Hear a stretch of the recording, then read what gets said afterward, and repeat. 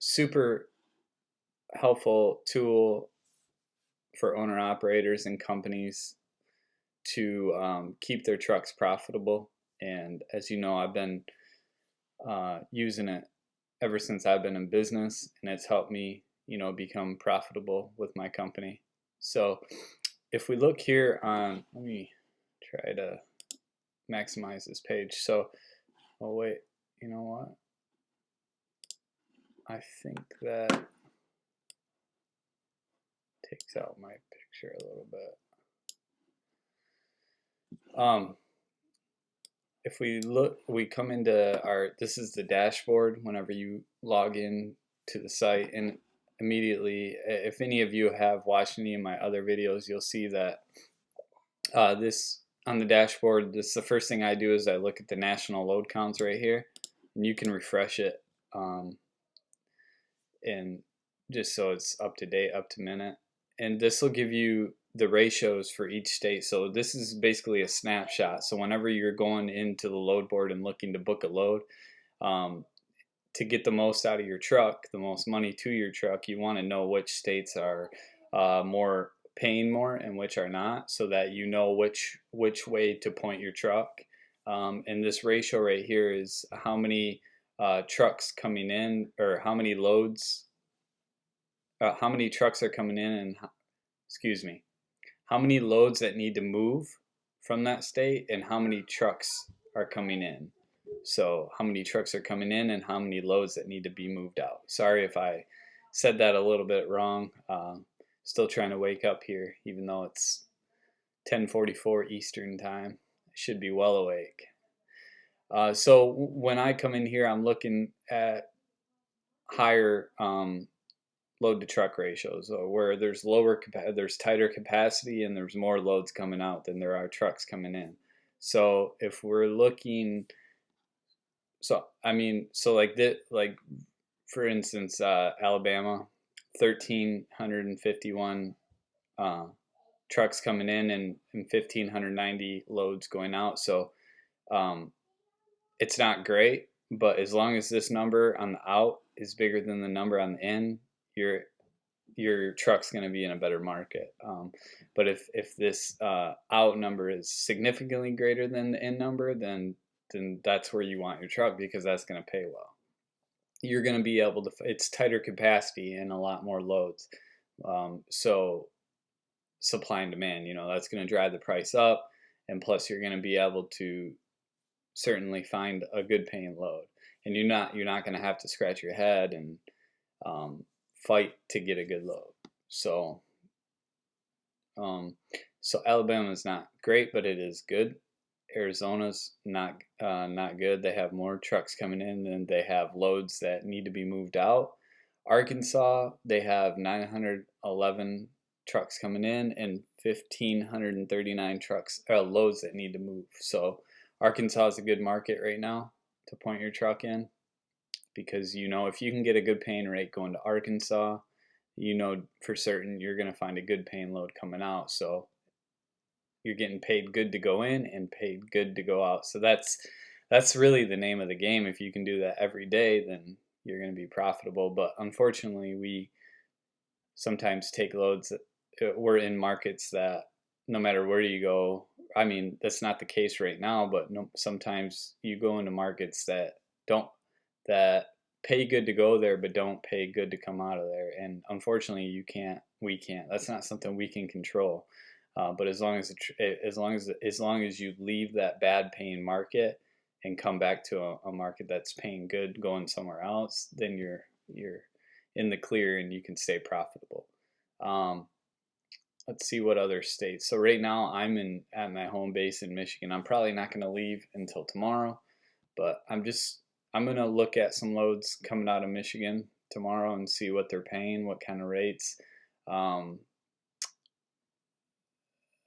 Let's see. Florida's horrible, of course. What's new?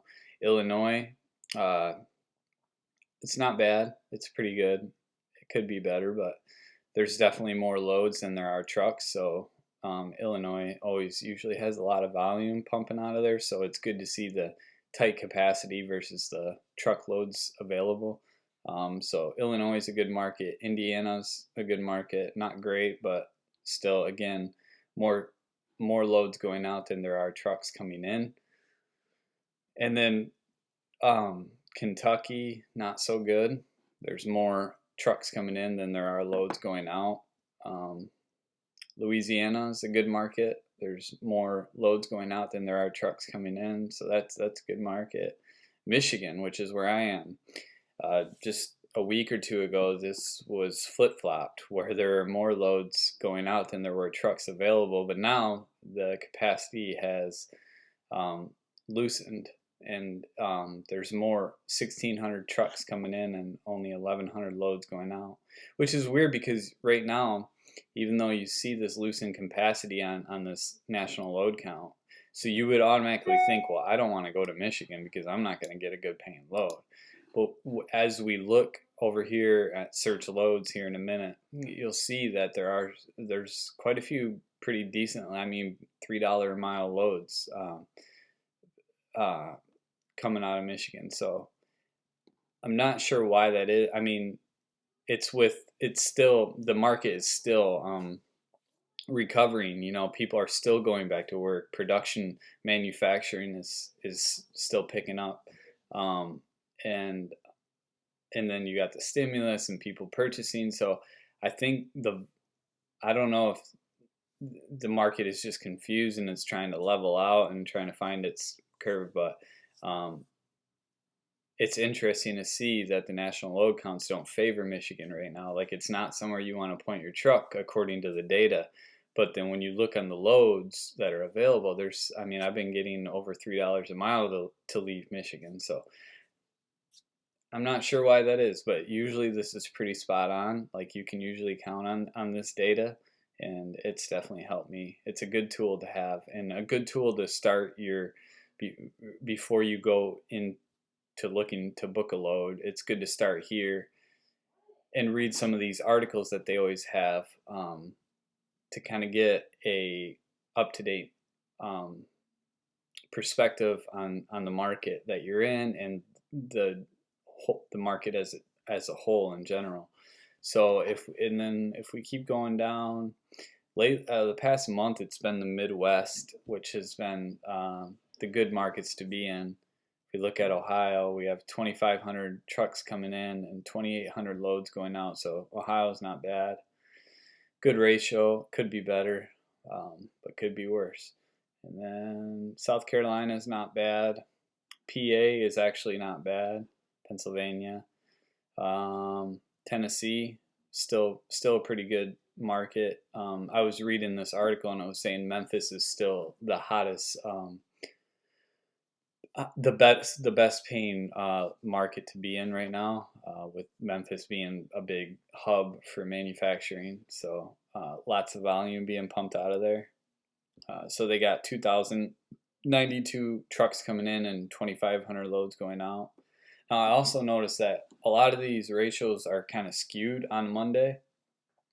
It seems like on Tuesdays that there's a lot more volume in these states. So especially these states that already have a good ratio, on Tuesdays you'll generally see that load to truck count increase as far as the volume and as far as the capacity tightening versus the loads available, because on Tuesdays I generally see a lot more loads become available.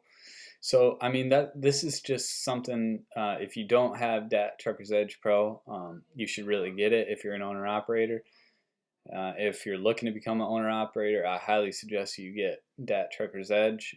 It's helped me tremendously. I even used it while I was leased onto a company, and I would still do the same stuff I'm doing now with my own authority, but as a leased on carrier, as leased on to a carrier. And not all carriers do that, but if you're like a company driver and you're looking to become an owner operator and you're watching this video, and you maybe go buy a truck and you lease onto a company, try to make sure that company will let you book your own freight, and they'll give you a login information for their DAT account, and then you can do this every day. And because whether you're leased on or you have your own authority, this one thing never changes, and that's making your truck the most profitable it can be. So, we want to get that money to that truck. So this is the main contributor to my success, I guess. So Tennessee looks good. Virginia, not bad. Texas. So that's good to see that there are more loads now coming out of Texas than there are trucks, because for a couple months now, there's been way more trucks than there are loads, and that was with the big freeze that happened in Texas along with the pandemic.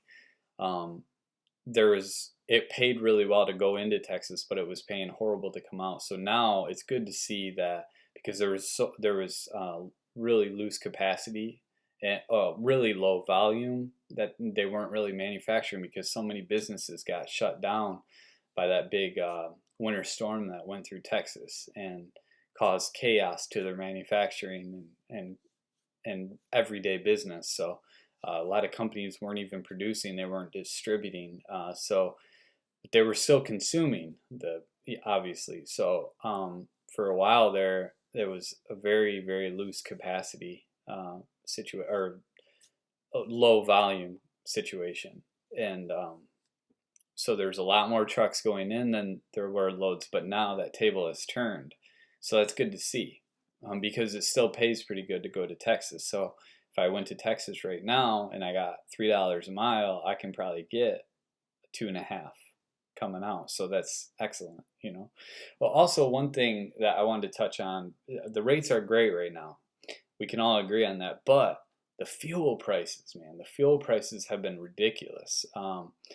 I don't know with the whole Suez Canal, even though it looks like the Suez Canal, that ship that was blocking a major vein to our global distribution, I guess you could say, our global economy, that boat, that huge cargo boat that was blocking the Suez Canal. I guess they got it unwedged, like it's on the move again and not blocking the canal. So that's a good thing for the global economy. There's like $10 billion worth of commodities either on that boat or that boat moves in a certain period of time. But it was a big deal, but now that's freed up and that's moving. So that's a good thing. That could help the markets too.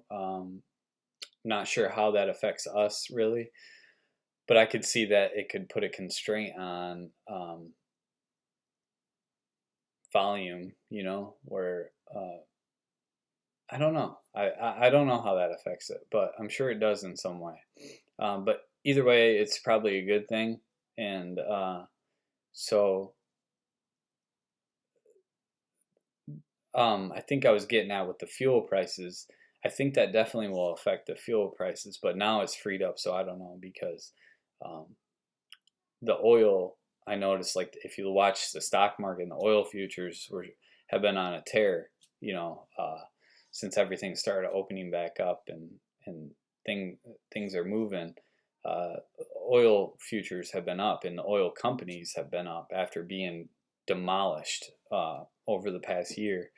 And then as things started opening up, the fuel rates kept going and going, and especially for diesel, man, some places are like $3.40, over $3 a gallon. So whereas 6 months ago, I was paying, like, some places I paid under $2 a gallon, like $1.80 a gallon. So big difference. So yeah, a lot of people are saying, oh, the rates are way too high, a lot of brokers and stuff. But if you look at what the fuel rates are, man, if you're paying over $3 a gallon, your profitability margin significantly decreases. So you can't be getting $2 a mile and paying over $3 a gallon and like justifying that. Like, it's just, so it's good that the market is still pricing that in, and I hope it stays that way. But yeah, the fuel prices are ridiculous. So Wisconsin, kind of even keel, but still decent. So I'm seeing like Tennessee, Texas isn't bad. Ohio, not bad. Michigan, not good. But Indiana, Illinois, good. So I'd say the Midwest still is pretty good. But again, Arkansas is really good. That's probably what I'm seeing on here, at least on a Monday, is Arkansas is the best market to be in.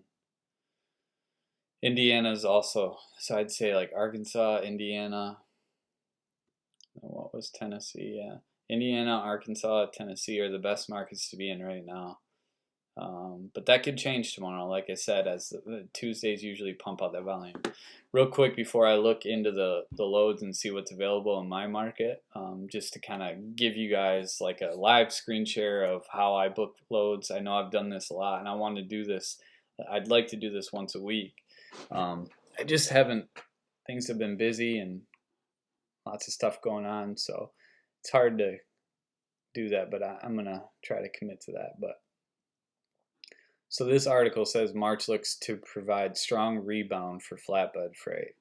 February's new residential construction numbers produced by the U.S. Census Bureau reported what many had expected. There was a drop in both building permits and new home starts, which will affect flatbed demand. There was a drop in both building permits. So less people building, you would think, would drop the flatbed market, because a lot of flatbed freight is lumber, and building materials. So if no one's building, if less people are building, then there's going to be less volume in flatbed freight. So I'm assuming what they mean by this is that it's expected, if the building materials market still drops or maintains that drop that it just did recently, then flatbed freight is expected to go down, which isn't cool. Reefer capacity tightens with early harvest season, so a lot of crops are being harvested coming up, and obviously that's gonna in certain regions that's gonna tighten the capacity for the amount of trucks versus the amount of volume that needs to go out. So reefer is expected to get better. And then van markets settling after winter disruptions. And I was reading this article, and it's a pretty good article that DAT did, which stinks because but it's to be expected, right? I mean, things have been wild for quite some time now, so I'm expecting a drop in rates, but who knows? I mean, because the markets are still, I don't think fully priced in with completely 100% opening back up, and distribution centers and manufacturing companies haven't been at a 100% capacity of producing what they were before the pandemic. So that, along with capacity constraints, the rates could keep going up, or they could stay where they are for a while. Who knows? But according to them, the latest industrial data from the Federal Reserve showed a 2.2% month-over-month decrease in production for February. But that's February. I mean, that's coming out of the winter, and then you had the big freeze with everything going on with the weather, along with the pandemic. So, I mean, I'm not very surprised, but it says that brought the total industrial production index down 4.2% compared to 2020. Like most macroeconomic data points from February, industrial production numbers were impacted by the polar vortex severe weather event. For carriers, key numbers to watch are for manufacturing, which accounts for around 63% of ton miles in trucking. So I guess we'll have to look at the manufacturing numbers, but February manufacturing output dropped 3.1% month over month, although this sector is now down 4.25% year over year. Manufacturing output increased for 9 straight months through January. The largest month-to-month decrease was in the motor vehicle sector, which posted an 8.3% decrease after being mostly flat since July. Dry van load posts dropped in all but 2 of our top 10 markets last week, which collectively dropped by 9% week over week. The only markets posting gains were in Texas. Houston and Dallas recorded 17% and 9% week over week increases in load posts, with little to no change in capacity or spotlights. That's kind of what we were just seeing in the load to truck ratio count. I mean, Texas is just coming together, you know, after the polar vortex and the weather disruptions. It's starting to like go back to work and pump out volume. So that's going to increase the load to truck ratio. Capacity ease further in Atlanta on 11% with lower volumes. Blah blah blah. Or rates drop by 5. So we're seeing in some of the markets some of the markets are cooling off.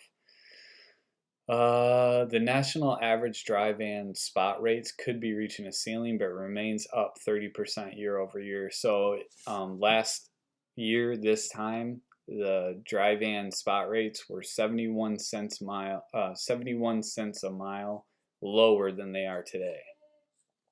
So that's, you know, that's what we've been seeing since the pandemic. It just blew up, and it's been paying. A lot of lanes that weren't paying good last year are paying good this year. So that's kind of what I do. I didn't mean to go off on a rant, but I mean, it's important for if you're in this business, it's important for you to at least get, I mean, you don't have to dive deep, but just get a basic knowledge of what's going on in your market. So, I mean, this all ties into when you do communicate with these brokers on the spot market, that you have a basic understanding of what's going on in the global economy and with the freight markets, because otherwise you're just like a sitting duck and you basically do whatever they say. Like if they say, hey, we're paying this and this is why, you have no competitive response or even knowledge to maybe provide to them that they might not know, because not all brokers are experienced and very knowledgeable. Not all, some of them it's just a job, you know, a 9-to-5 job that they go to work in the morning. They have a associate broker that tells them what to do, and they just basically book loads based on the numbers and what their boss says. So sometimes bringing it to their knowledge, or just simply and knowing your ground. If a lane is paying way below the market average, then you need to confront that by saying, well, you're well below, I'm not interested. Because otherwise, the more knowledge that we know with our business, with our market, the better off, the more profitable we're going to be. And if we don't know anything about the business that we're in, you know, the less profitable we're going to be. So it's good to know. So with DAT Truckers Edge Pro, you got your dashboard, which is what we just went through, and then where you'll spend most of the time is search loads. You can create alarms right here, and you can post your truck wherever you are. The alarms, I feel I don't really use very much, because then you're constantly getting blown up at notifications of different loads that pop up in the lane that you're looking for a load. I'm usually in and out, so I don't really spend too much time with that. But if I had a lot of trucks on my fleet, then I would. So I would use that. So starting with this, the origin, obviously I'm in Grand Rapids. I'll auto-populate, click that. And then the deadhead miles that I want to run, I'll just for sake of seeing what pops up, well, 100-mile radius from where I am. And then destination, we'll leave that blank, but you could put wherever you want to go. So based on the dashboard, if we found like we wanted to go to Memphis because we know that's a good paying lane or a good paying market to come out of, there's a lot more volume than there are trucks available. Then you can put in Memphis and see what's. But doing it this way, it's going to be much broader. It's going to pop up a bunch more loads, so that I can kind of show you guys what it looks like and what the rates look like going into different areas. So, and then we'll keep it general. With van, you can pick flatbed, reefer, and so on. But we're going to leave it as van standard. And then you can also put the length and the weight. So if you like to only haul light loads, you just put in, 20,000 or less, or 30,000. You want to see loads that are light, you just put it in there. I'm going to leave them blank though. Then you can also put in like on whether or not you can look at you want to see loads that are full truckloads or just partial truckloads. Like maybe you like to do LTL, or maybe you like to do partial loads that you can group a couple together and make a lot more going into a certain market than where you would get a lot less for a full truckload, but it's a little more stress, a little more complication. And then this look back 24 hours and then start date obviously today. And so we click search and let's see what's going on in our market. So right here we got 594 total results. Usually it gives me an exact number, but up here I don't really like how they do this, but it is what it is. If you want to kind of like narrow your search a little bit, you can click on these buttons up here: pickup, origin, deadhead, destination, deadhead, trip. So like if I wanted to see loads that were going the least amount of miles, like then I would just click trip and it would filter that search bar. See right here, you see 1100 mile trip. It would filter it to the lowest mileage trip to the highest. So sometimes if I want to go a shorter distance, I would click trip and see what kind of loads they got out of my market or wherever I am, and see what kind of short trips they have going on. Sometimes those can be the most profitable, where you don't have to go as far and you still make a good amount of money. This is where I usually start off, though. I click the offer button and that will filter the search criteria for the highest posted rate that the brokers have put up on the board for this market. And I kind of start with that just to see what the brokers are feeling like today, to see what kind of rates they're trying to put out. And that kind of gives me an idea of what I'm probably going to get coming out of here.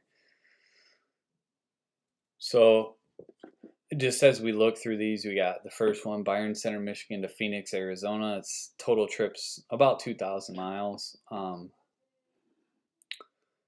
It's looking like they posted it for 4,200. If we look over here on the right, this will always show us the 15-day average if you have DAT Truckers Edge Pro, which again is another super helpful tool, because as you're looking for the loads, and say you're calling these brokers or emailing them, you know what the 15-day average is, and so do they.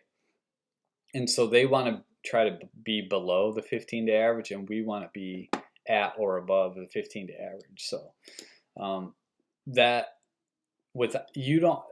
is really all you need. You don't need to do everything we did before we got into the loads, like looking at the global economy and looking at the articles that DAT posted, or even looking at the national load counts. It's good to know, but you don't have to. If you're just on the go and you're trying to book loads, that's why this is super helpful, is looking at the 15-day average as you're looking at these loads. So say you like this load, the 15-day average is $2.16 a mile to go to Phoenix from here. I would try to shoot them an email and say, hey, I can do this for 5,000, and see what they come back with. They might be at like 45, 44, 40, but start high, and some brokers will laugh at you and say, haha, no, thank you. But, oh, well, move on to the next one. So the point is to get the most out of your truck. You obviously don't want to go too high on all the time, because then like brokers are just gonna not take you seriously and feel like you're just always trying to get too much money. And it's kind of a give-take relationship. Sometimes you gotta give a little to take a little. So just keep that in mind when you're kind of building a relationship. It should be a relationship game, but it's not so much on the spot market. I notice it's just about who can get the least amount of money, or who can pay the least amount for these loads, kind of thing. But so there's some to Texas, La Jolla, So this isn't something I'd be interested in. So $1.86 a mile to go to Texas, and I don't know. I mean, we noticed that the Texas market's getting better, and you could probably find a decent load coming out of there, but to go there for under the $2 a mile, no thank you. So they got it posted at 3,000. Their 15-day average is 31.51, so they're not too far off the 15-day average, but it's 1,700 miles. I would need, I would want $4,000 to do that. So Kalamazoo to Waynesboro, Georgia, 40,000 pounds. The 15-day average is 2,500. They're offering 2,800, so they're above the 15-day average. It's well over $3 a mile. But I noticed that it was a lot of loads coming out of this area going to anywhere near Atlanta or Georgia was like paying like $3,000 for the trip. So I don't know. I guarantee you could get that for $3,000 right now.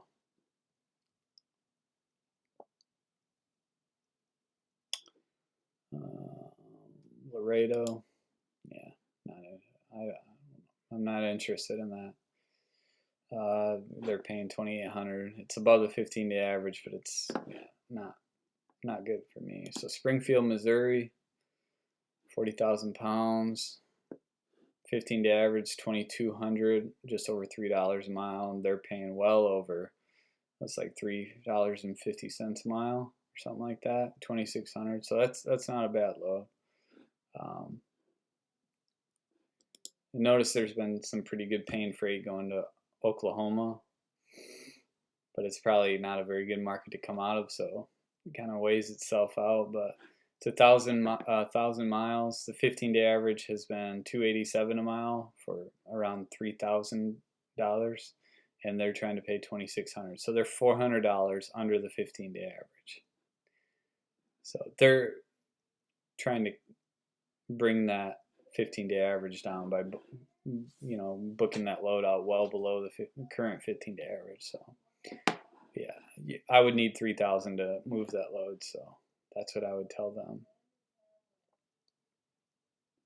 But that's about it. I just wanted to I'm gonna try doing this every week. I just kind of wanted to put up a video. It's been a while, and I wanted to just kind of go over the market and show you a screen share of what I'm seeing in my market, but I got to get going. So hope you guys enjoy this video, and please remember to smash that like button and hit subscribe.